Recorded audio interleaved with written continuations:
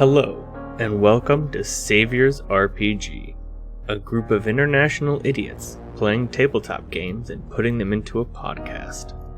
This week we will be continuing our D&D short story, Bitter Wind. So please join us in our homebrew world of The Ribbon.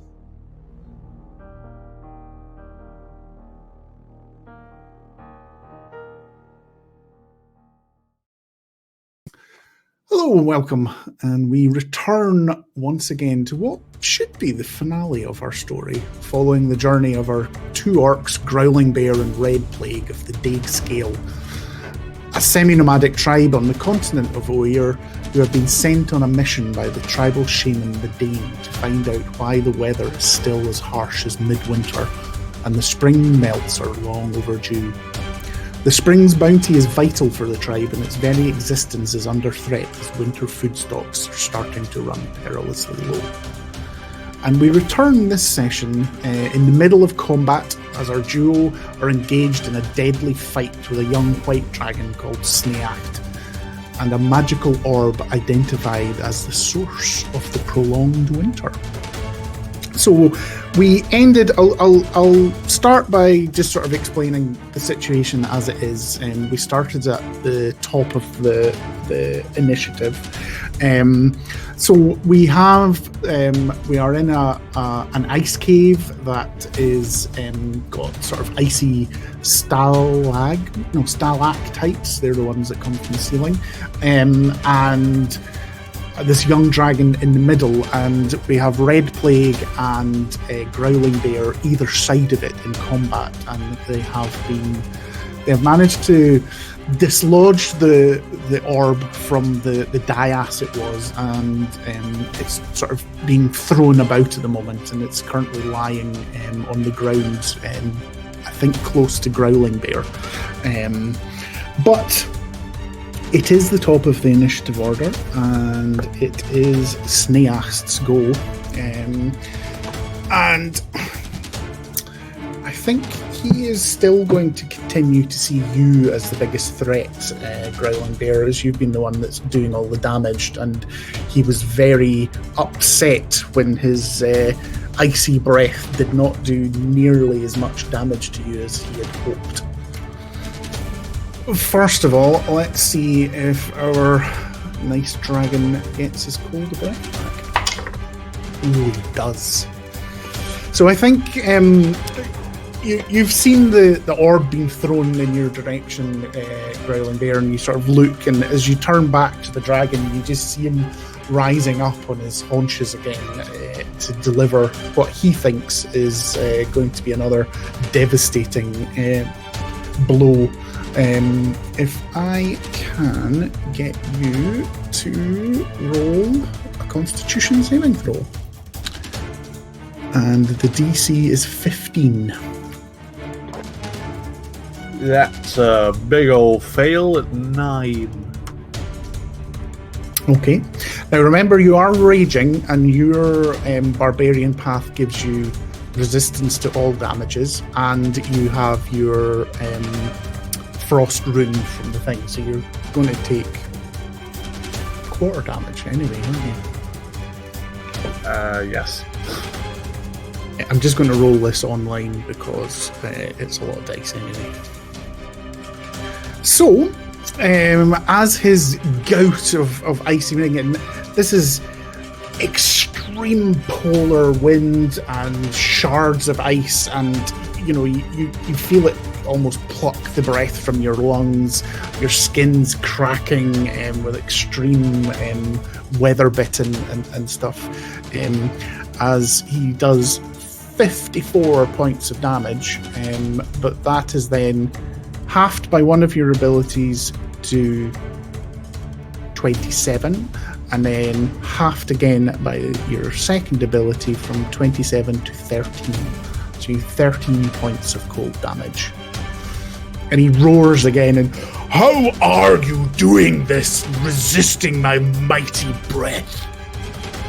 And then next in the initiative order is yourself, Growling Bear. Ha ha ha, this is belly even chilly. You can tell that definitely annoys him quite considerably. I'm going to recklessly attack him with my great sword. Okay, roll away. I rolled 2 12s. So that's a 19 to hit? Yep, 19 hits. I think as players the last session you probably won't remember, but you worked out that the armor class was 17. That's 12 slashing damage for that hit. Second swing is a 16 to hit. No way. You know, with this, he sort of rises up with one of his mighty claws and just catches your blade, and just goes, "I cannot be having any more strikes like that. Die as the worm you should be." Any bonus actions or movement? No, nothing at the moment. All right. Cool. Red Plague, it is your turn.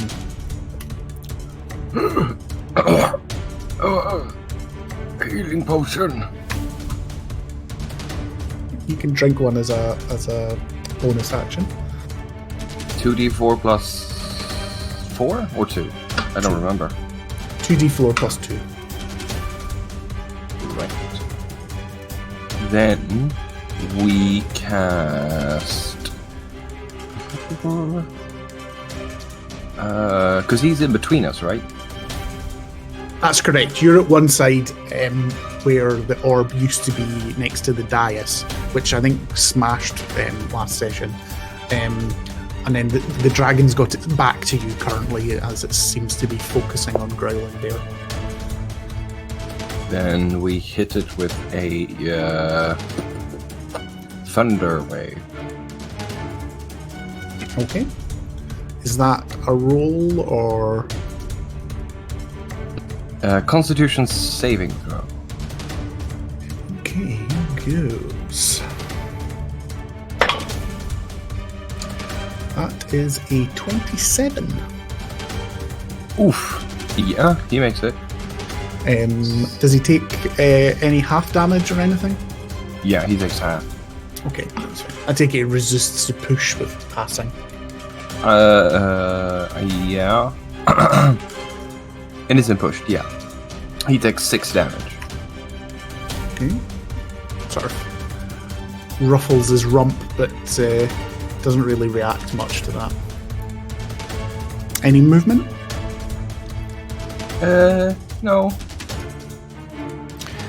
Okay, it is the lair action, and I need you both to make a dexterity saving throw. DC 12. I didn't hear what we were... Sorry, DC dexterity 12. saving dexterity saving throw, DC 12, as stalactites dislodge from the roof again. I failed. Dirty 20. Okay. That didn't roll very well. Red Plague, you take 6 points of piercing damage, and Growling Bear, you take 3. Does that get halved again because I'm raging? No, it's 6 was total, which is what Red Plague, and then you've got half, so it's already been halved at 3 for you. Okay. Oh no! Oh, of course. I succeeded. Yes, it does, so it's half down to 1. Sorry, yeah, I was forgetting. Cool. So do I take 3? You failed your... Oh, you're not raging as well, are you? Or are you? No, I was thinking of the ice protection. No, this is piercing damage, not cold damage. Oh, okay. Sorry. Yes. No, don't worry. It's good to ask questions, not a problem. It can be confusing sometimes, these things, when you're not sure whether it's going to be cold damage or piercing damage or bludgeoning damage. And things like an icicle, there's arguments for all 3 at different times, but this is very much shards. Even if it misses you and explodes on the ground, it's shards sort of piercing your skin. Yeah. I mean, the coldness of the thing isn't really the focal point. It's a big, sharp object falling from the... Yeah, absolutely. It's like getting ninja star. It shatters on the ground next to you, and it's like getting sort of covered in ninja stars or something like that. So, that's where that's coming from. It is Sneak's turn again. What is he going to do? He is going to continue turning to Growling Bear, and he's going to go, "You are an unprecedented thorn in my side that I did not expect to deal with today." And he's going to try and bite you. Advantage because you attacked him recklessly the last time.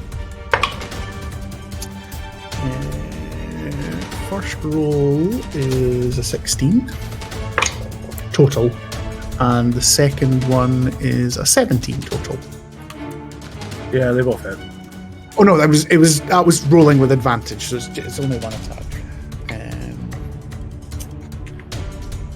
It's 18 points of piercing damage as his huge jaw clamps down on your body once more, and it's almost like its teeth are like kitchen knives going into you. Obviously that damage is then halved because you're raging as well. Okay, cool. He's then also going to attack you with both of his claws. First one being terrible with advantage, only being a 10, which I assume is a miss. Thankfully. Second one not being so bad. It's 23 to hit. Ooh, not sure about that one hitting. And that's 8 points of slashing damage that's then halved down to 4. Yeah, I'm hurting. And what if he's sort of looking at you? What's the vision that he's getting?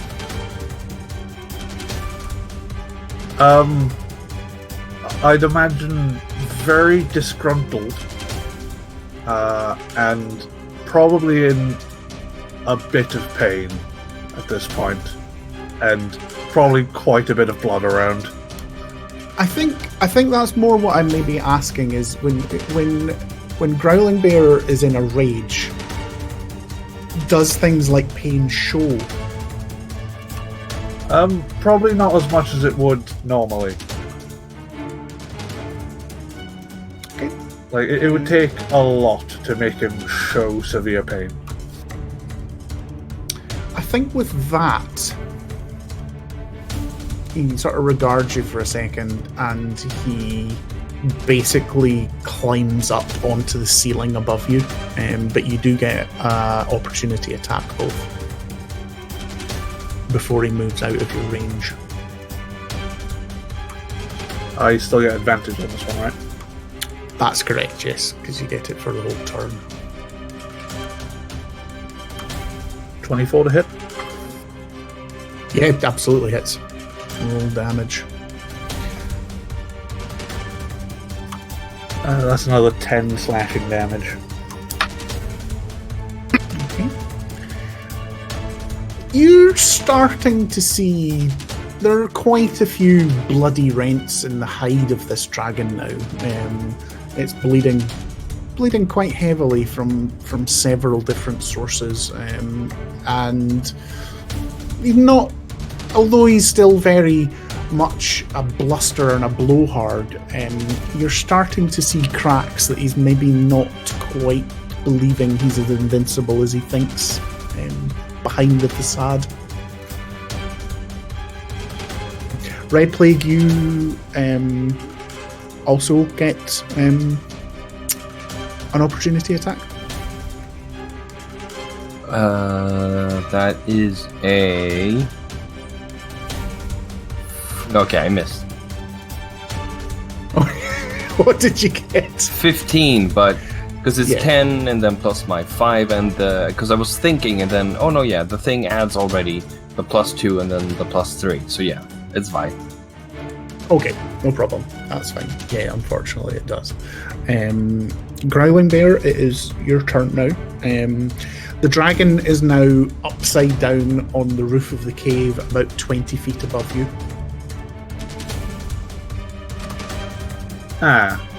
So... Wait, how freaking tall is this cave if he's 20 feet above me? Oh, it's like 50, 60 feet tall.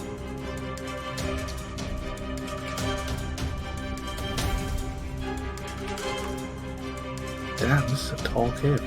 So all I can figure is like... I think I described it more as a cavern. Sorry.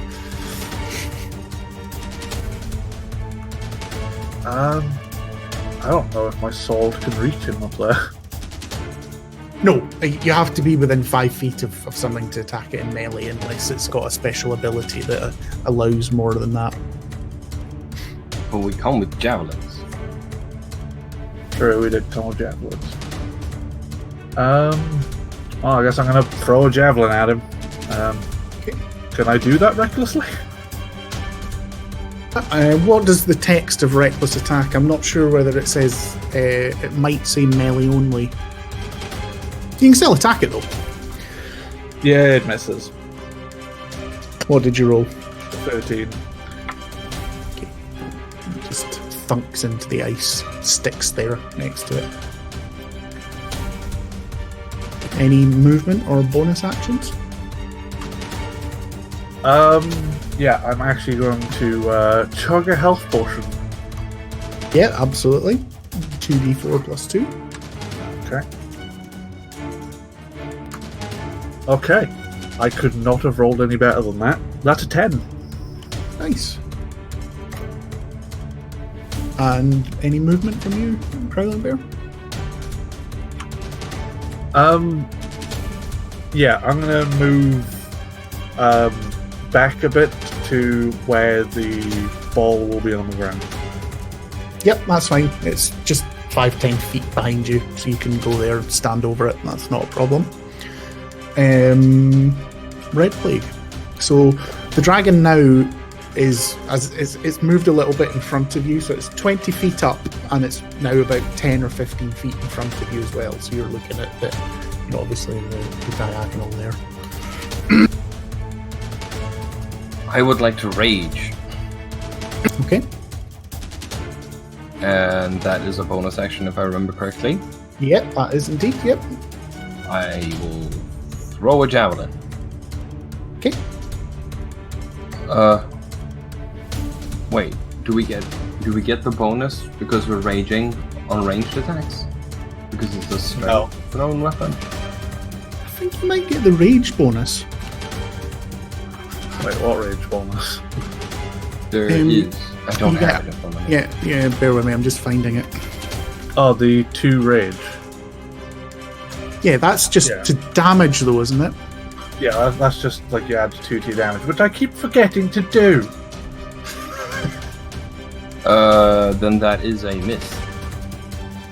Yeah, it is just to damage the +2 that you get at your current level, unfortunately. Yeah. Sorry, how much to hit? 12. Unfortunately, your javelin sticks into the icy roof ceiling just next to where Growling Bear's was.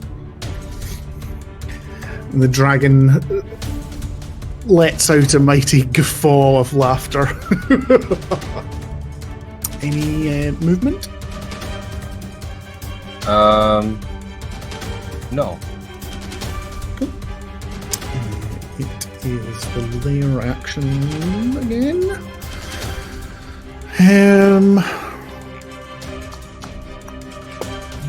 He's just going to jagged ice shards again. So another DC 12 dexterity saving throw from both of you. That's a 3. Let's see. Well, it's 17 on the dice. Okay, that's fine. So I rolled a 6 again on the damage. So Red Plague, you take 1 point of damage because you're raging now. So you passed for half damage and then another half because you're raging. And the Growling Bear, you take 3 because you failed but you're still raging. Cool. And now it is Mr. Smacht. And he gets his breath back again. And I think he just looks directly, he moves across the cave. So he's directly above you again, Growling Bear, and he goes, "Let's try this again, shall we? Leave my orb alone." I need you to make another Constitution saving throw. Okay. That's a 14. I think that one's a fail. Yes, a DC 15 Constitution saving throw. However, as you can see in our online chat, I rolled an awful lot of 1s in rolling the 10d8 dice, and it's only 34 points of damage total, which again is half to 17 because you are raging, and then half to 8 because of your frost resistance rune. So you take 8 points of cold damage. Alright. And at that... we also forgotten that we have danger sense. We're not good at this game. You get advantage on dexterity saving throws, do you? Yeah. I mean, we do get them if we use them. Well, that's it. If you fail to use class abilities, then more fool you. Wait, I can rage? What? Well, you did try to do it before, but you used your bonus action, and you can't rage as an action. It can only be used as a bonus action. No, it's a weird thing, but that's just game mechanics. I think the dragon is going to just stay where it is at the moment. Look balefully at Growling Bear. I think that Growling Bear is just going to look up at it after the attack. No, you see, it didn't work the first time, the second time, or the third time. What makes you think the fourth was going to go better for you? At that, I am just going to use some movement to slowly shuffle away backwards while just kicking the orb with me. Okay, make athletics check. It's only low. It's not hard, like DC 8 or something like that, to kick it in the direction that you're wanting it to go. If you fail, you'll still kick it, but it'll go in a random direction that will be determined by a dice roll. That's a 14. That's fine, not a problem. So you manage to dribble like you're playing football with this magical orb of solid ice. Any action or bonus action? Oh, actually, I'll say the dribbling's a bonus action, so you can still take an action if you want. I'm going to throw a javelin at him. Okay. What's the range of a javelin? 30, 20. So if you've used your movement, you can still throw it, but the throw's at disadvantage because you're at long range. Okay. Oh, that's a 12 on the dice, so that's still a 19 to hit. Yep, absolutely. This time your javelin flies through. Okay, that's fine. I trust you. Okay, so that's 1d6 plus 4. That is 8 points of piercing damage. Okay. Your javelin flies true and hits him in his left-hand shoulder and lodges there, doing quite a decent amount of damage to him. He shivers and tries to shake out the javelin, but it's definitely lodged in there quite deep. Seems quite badly injured now. And Red Plague, it is you next in the initiative order. And I use... There we are. I use Lightning Lure. Okay. Strength saving throw. just a long shot, but it may work. He rolled a 6 on the dice, and he gets +4, so that is a 10 total. That's a fail. So he takes... So what is the effect of lightning lure then? I pull him 10 feet in a straight line towards me. Okay. And he takes... Oh, wait. How close to me is he? I mean, you can move slightly closer, but at the moment, he was about 50 feet away from you on the angle. But if you needed to move, I'll let you retcon that you're moving a bit forward, so you're within range. Oh, okay.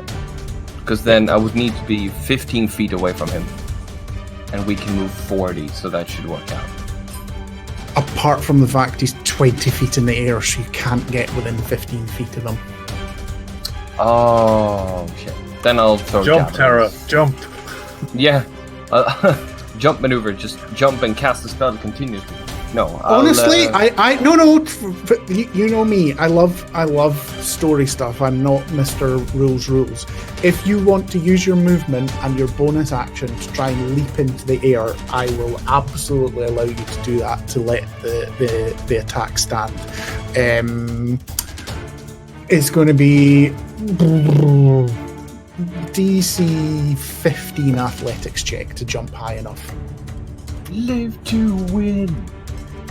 Till you die. Yeah, absolutely. Yeah, You know me, it's got to be epic, you know. Oh, and wouldn't you know it, it's exactly 15. Yes. So, yes. So it pulls him 10 feet towards you, and how much damage does he take? If he's within 5 feet of me, which he would be, he takes 1d8. But he is also very much closer to us now. Well, so if you pulled him in a straight line, then you would have just pulled him off the roof. Yeah, well, I will get to that. Roll your damage and tell me what that is. 7. Yes. Oh no, wait. It's actually 2d8 because I'm above level 5. Oh shit, that's 14. Roll another die. Okay, that's fine. Rage damage. It's a spell. No, not on a spell. It's only on weapon attacks. So angry, the spell becomes more powerful. I mean, you could do a class like that.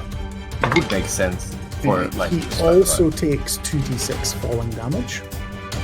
Yes. And I need you to make a dexterity saving throw to see whether he falls on top of you or not, Red Plague. And now I remember, I have advantage, but I crit on one of them, so it's useless. Right, that's fine. Well, it's not useless, but there you go. So there was no damage. That roll was going to be. You rolled before I said it. It was going to be a DC 14, and it was a no damage if you pass, but a massive amount of damage if you failed.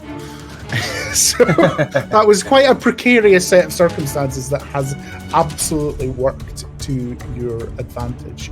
You can now see the dragon that has done a significant amount of damage to him. He's breathing heavily, his eyes are looking a little bit wild, and he doesn't really know what to do. While I do a roll. Okay. It's the Lair's turn now, and he is going to bring up more freezing fog. So he's going to fill the area surrounding him, covering both of you with a freezing fog that you saw below. So the area is now heavily obscured, so he has a bonus to his armor class if you're attacking. And I need you both of you to make a DC 10 Constitution saving throw as well. That's a pass. What was it again? DC 10 Constitution. Okay, yeah, I got a 16. Okay, rolled really badly on the dice, so I did 6 damage again. So you take, this is cold damage from the freezing fog. So Red Plague, you take 3 damage, and Growling Bear, you take 1 damage. And It's now the dragon's turn, and he goes, I have heard it said that discretion is the better part of valor. And he attempts to bolt for the door, and you both get opportunity attacks. But as I say, the area is heavily obscured, which I think means you get disadvantage on the rolls. Let me just double check. Right, blocks vision entirely, so you can both make opportunity attacks, but they're both rolled at disadvantage. That is a... let's see... 13, damn. Mine was a 19.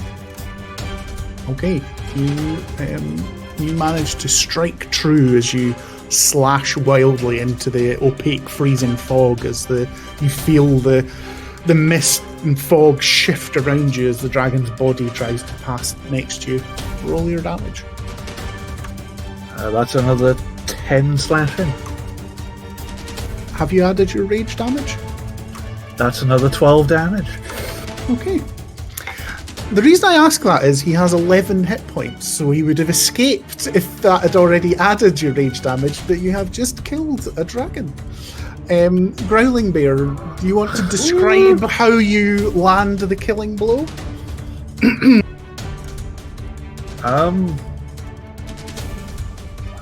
He's going to just take a side slash through the mist as he knows the dragon's coming towards him and just slice into him as he runs past, using his own momentum against him.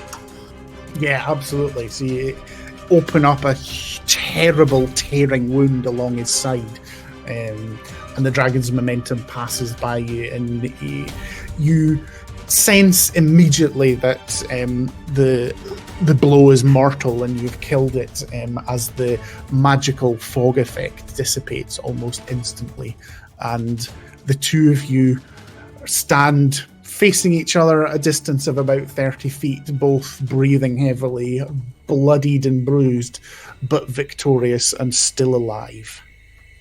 Well, he's dead, so guess we are the best hunters now. I guess. My everything. It all hurts. Well done, by the way. Thank you. Do you have any more healing potions? Yes, don't you? Yeah, I have another one. I was just making sure that you had some. Yes, I do. Now we figure out this ball. Yes, we should probably do that. Growling Bear is just going to quickly chug a health potion as we just stare at this ball. Okay, absolutely. 2d4 plus 2. Are you doing anything Red Plague while Growling Bear's doing that? Sitting down, and I'm also chugging one. Okay, that's fine. Same, 2d4 plus 2. I only got 7 on mine. Fuck. Still above average. I got a 6 on mine. Which is exactly average. Except that it's a +2. True. Okay, so you have a white dragon corpse, and you have a magical orb. What are the two of you up to now? Can I roll an Arcana or something? Religion? I don't know. On the orb? Yeah, I think Arcana is oh yes, because it was magic. Right, yes, right. magic, yeah. So that's the most appropriate. Oof, a 6. Do I dazzle him with my brilliance? I think the insights that you managed to gain from staring intently at this magical orb is that it is indeed a magical orb. Magic. Magic. Can I just take this opportunity to just hit it with my sword? Absolutely, you can. Do I have to roll to hit? Yes, because it has an armor Okay. class. That's an 18 on the dice. Okay. And what, so with all your modifiers, just so I know the exact number. 25. Yep, that hits. Roll your damage. 13. You give it a mighty blow, and you know that you've put quite a lot of power into this, and it skitters away a wee bit from under the blow, and doesn't seem to have taken any effect at all on it at all. Well, that was worth a shot. I guess I use my magic, and I'll cast lightning lore on it. Okay. Well, actually, you may not remember, but you tried to do this before, and it's not a creature, so you can't target it with that magic. True.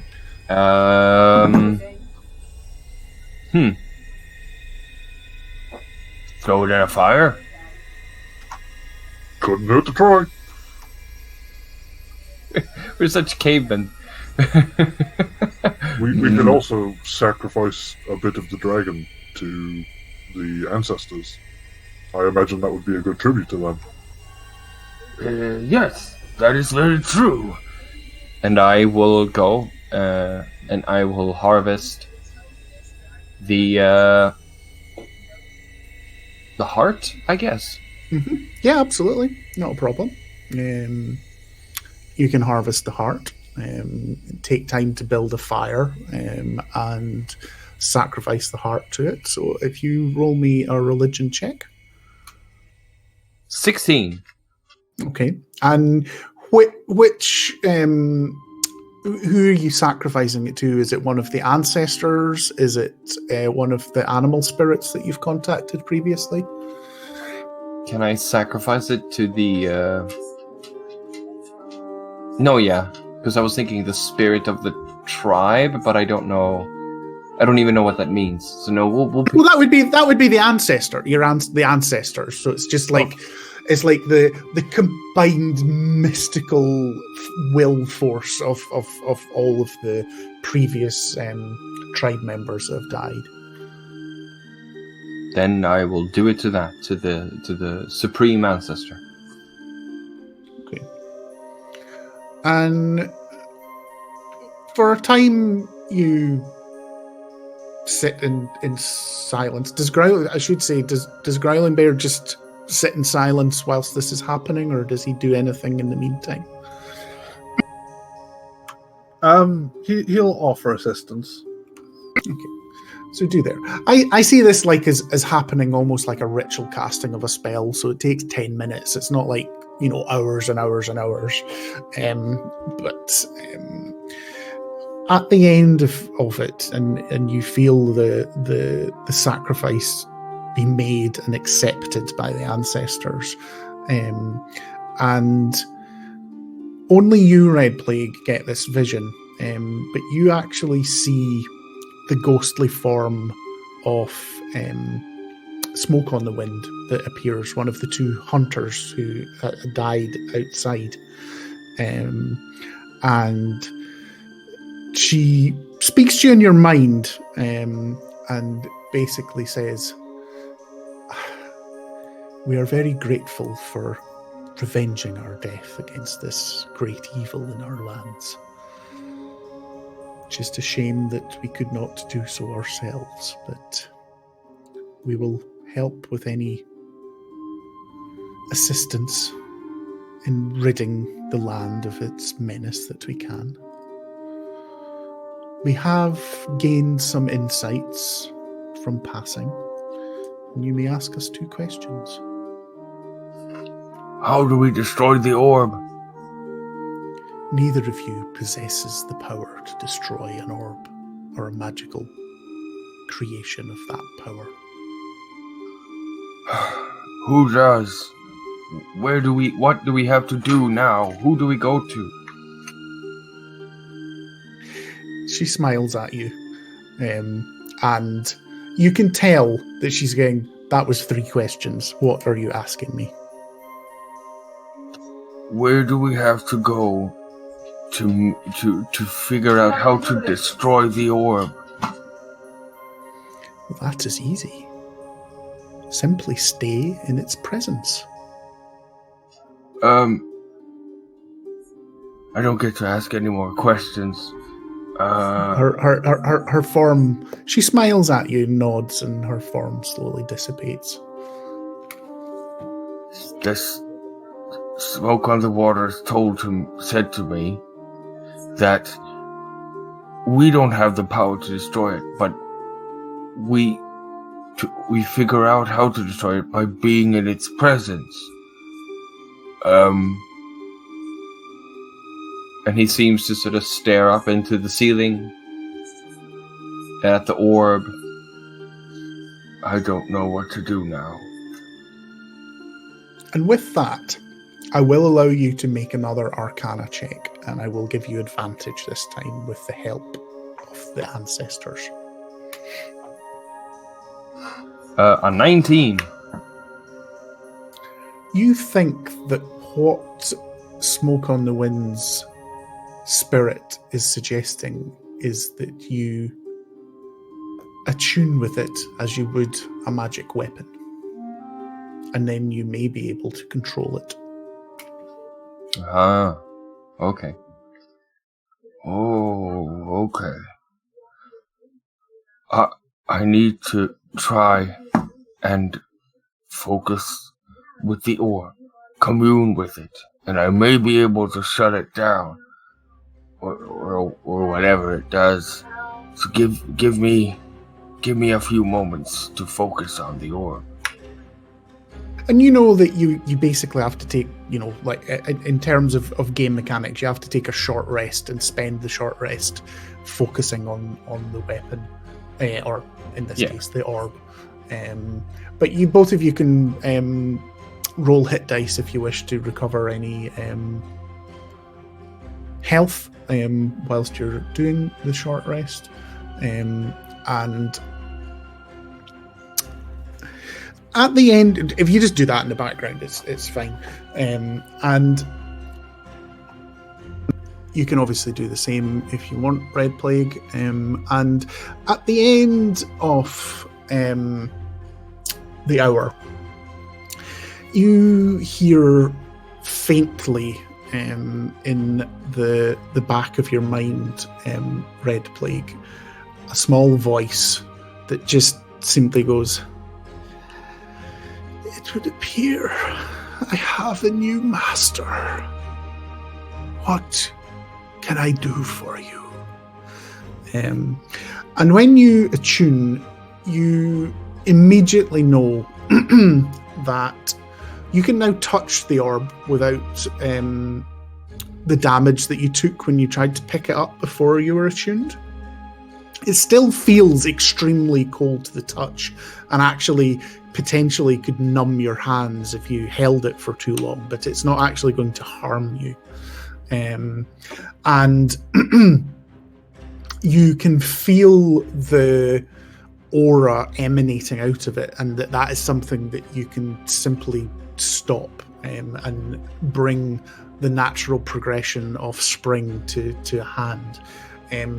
You also know that you can cast a number of spells through it, such as Bigby's Hand of Ice, Cone of Cold, Flesh to Ice, Ice Storm, and Utleek's Freezing Spear, Sleet Storm, Spike Growth, and Wall of Ice. I'll update you with a thing later on, but this is basically a reskinned version of the Ring of Winter. Oh. If you've ever come across that in any previous campaigns in the Forgotten Realms.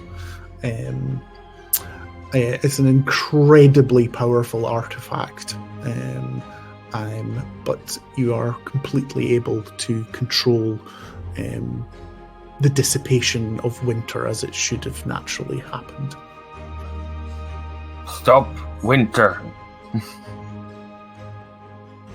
And it doesn't speak to you anymore, but it does you can feel the emanating powers controlling the weather stop. And I think, Growling Bear, you sort of see Red Plague inadvertently sort of move, maybe shudder a little bit and pick up the orb almost unthinkingly, so it's in his hands. But you can also see it doesn't seem to be harming him the way it did before.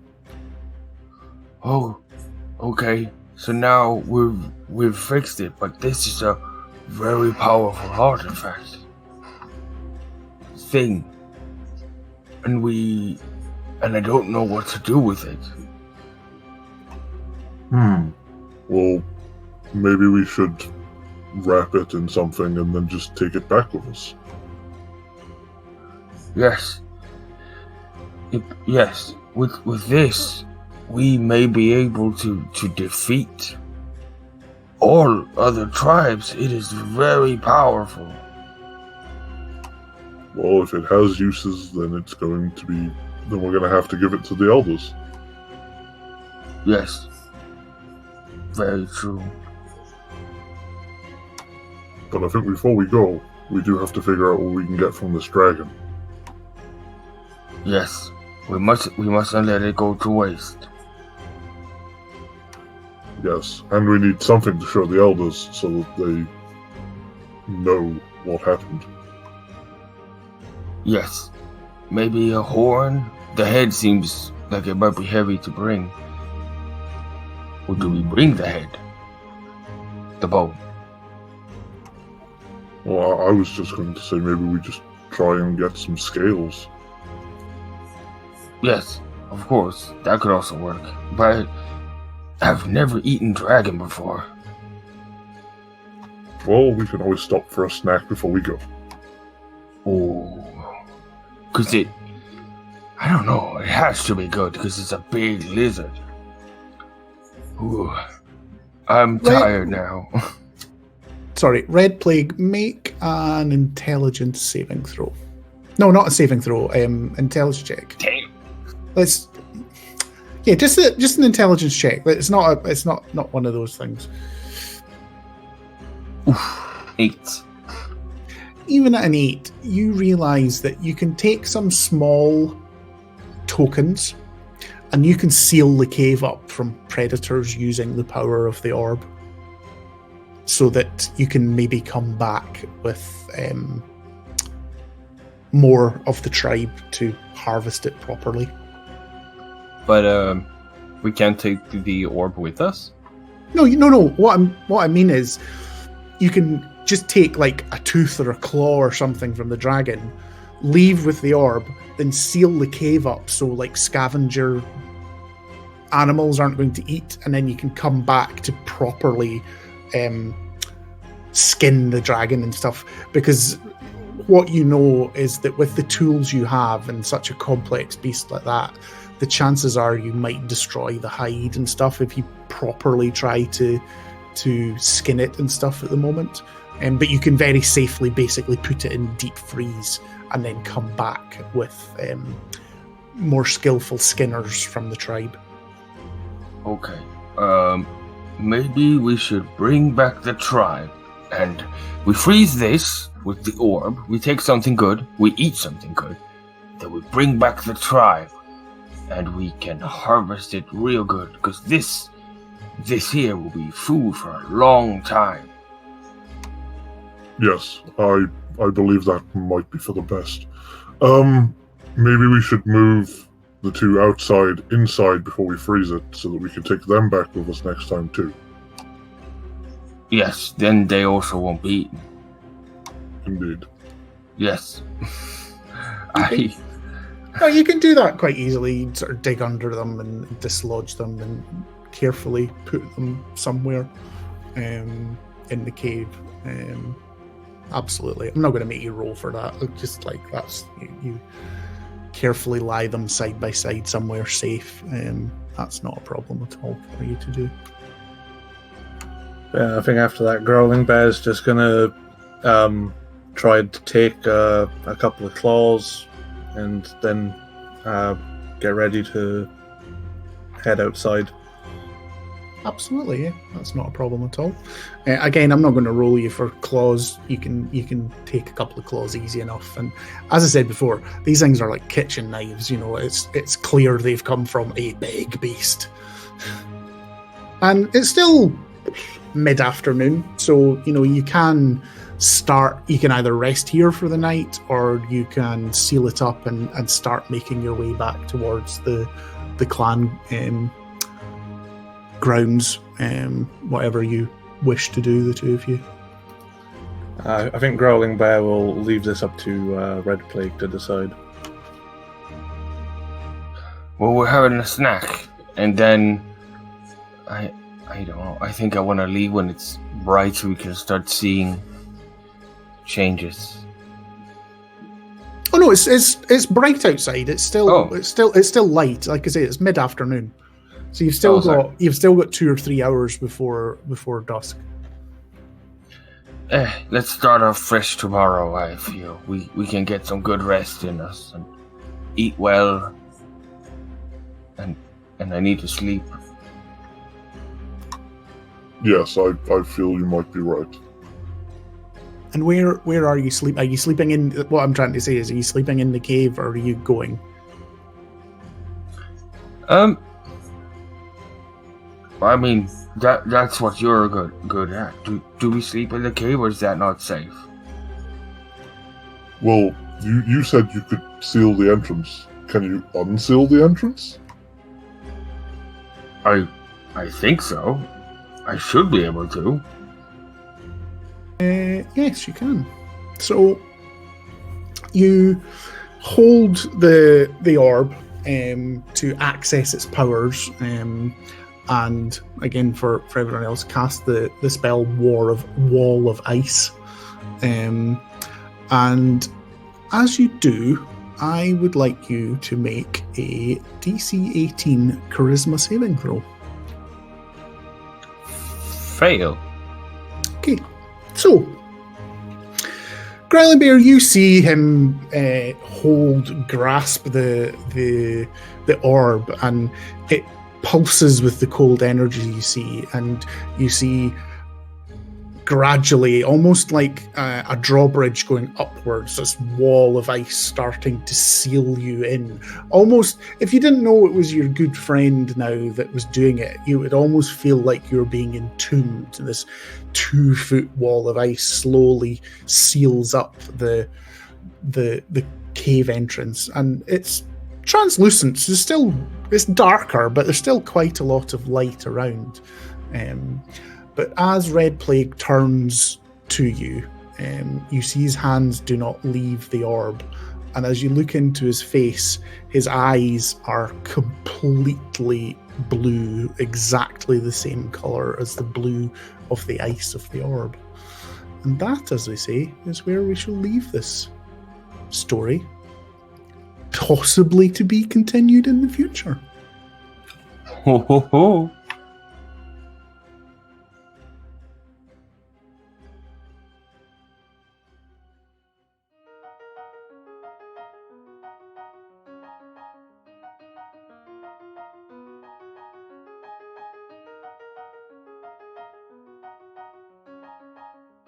Thank you for listening to the final episode of Bitter Wind. Dungeon Master Squid leading players Terrorblades and Dan Hobbs through his short story. Please leave a comment below or let us know on our Twitter at Saviours RPG if you have any comments. Intro and outro music made by Rick Lloyd. You can find his Bandcamp at aitm.bandcamp.com. More information on our social media can be found in the information below, as well as where you can find Dan's work. Please tell a friend if you liked what you heard, and we'll be back in 2 weeks.